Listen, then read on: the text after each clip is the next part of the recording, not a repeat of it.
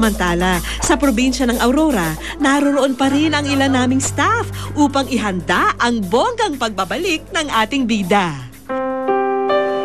Inanyayahan ng aming grupo ang Pamilya Wera sa tabing ilog. Ang sabi namin, naghanda kami ng kaunting salo-salo para sa kanila dahil huling araw namin sa kanilang lugar. Dalawa si Baby ko. Tulong-tulong ang lahat at masayang-masaya ang bawat isa. Ngayon lang daw kasi nila mararanasan ang malafiestang handaan. Ilang sandali lang ay handa na ang hapagkainan. Hinihintay na lamang ang aming pagdating.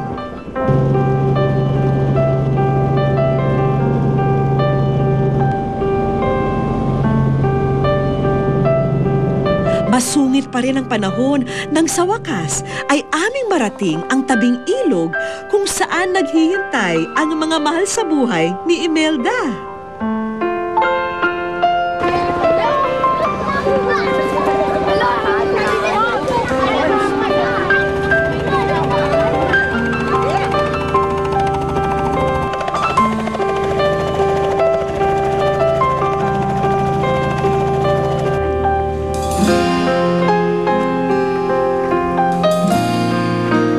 Afternoon ho. Ako po si Vicky Morales. At tanong ko kung kilala niyo ba yung programang Wish Ko Lang? Hindi po yung nasa Wish Ko Lang. Meron ba kayong hinahanap? Sino ho? Kapatid ko. Anong pangalan niyo po? Imelda. Nasaan ho siya ngayon? Ang hindi namin alam kung nasaan. Kailan niyo huli nakita? Mga 11 years old. Matagal na. Batid kong yun na ang tamang pagkakataon upang pababain mula sa aming chopper ang nanabik na si Imelda.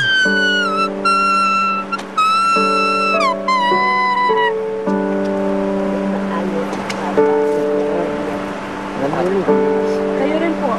Kaya niyo ba? Ay, talinag. Siya na nga iyan.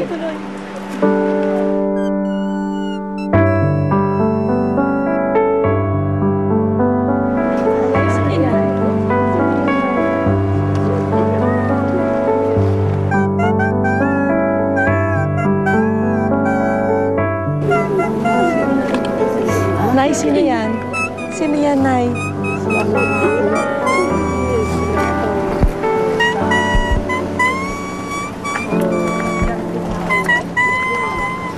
Sino yan?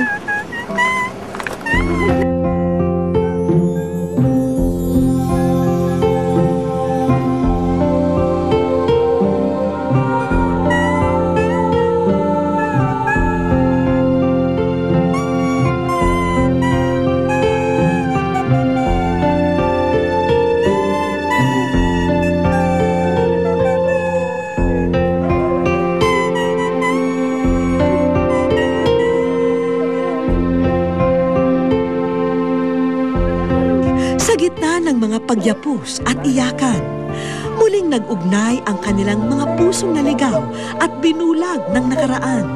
Mga yakap ng pagpapatawad at pagtanggap sa isa't isa. Mga luha ng kaligayahan para kay Imelda na sa wakas ang kanyang kahilingan ay natupad. Salamat ang kita sa paano nakita ka namin. Kahit napakatagal ng panahon. Salamat sa Panginoon. Kahit paano nakita tayo kahit patay na yung kapatid ninyo. Kahit tayo na lang na mga pamangkin ninyo ang nagkita-kita. Isa na lang ako, auntie mo. Ano to po? Wala na, patay na rin ako mo. Patay na rin ang tatay mo. Nawala lang. Hindi namin alam kung saan siya na itapon. Kaya kami Ay po sila ate. kahit ikaw lang, nakikita namin kahit wala na yung ibang mga kapatid. Hindi ko alam. Tinuldukan na ng tagpong ito ang matagal na niyang pangungulila. Subalit, may isang masakit na katotohanang kailangan niyang kaharapin. Tanggap mo na wala na yung tatay mo at yung kuya mo. Patay na yung kuya mo. Sakit man po sa akin, ma'am. Ako magagawa na yun eh. Hindi na may babalik. Nakaraan. Kung kaya lang pong ibalik ang nakaraan. Bakit hindi? Kaso po hindi po may babalik ang nakaraan. Kaya ang kapag ko na lang po, ang mahalaga nakita-kita kami ng ate ko. Ipinakilala na rin si Imelda sa iba pang mga kaanak. At kahit umuulan, abay tuloy na tuloy ang ating handaan.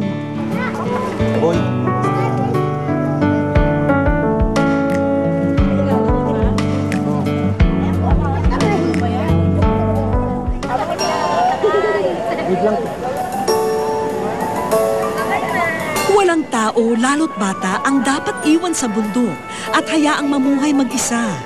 Walang tao ang dapat tugisin at itakwil dahil sa karamdaman niya.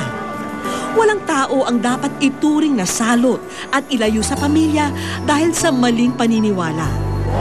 Gayunpaman, walang ibang tao na makatutulong kay Imelda na iwanan ang kanyang nakaraan at harapin ang mas magandang bukas, kundi si Imelda lamang. At masaya kaming makita na ito'y nagawa na niya. Naging makabuluhan ang lahat ng paghihirap ng aming grupo upang matapos ng maayos ang istoryang ito. Subalit para sa amin, mas mahalaga ang mga ngiti at ligaya na aming naipahahatid sa lahat ng Pilipino sa inyo po, kapuso.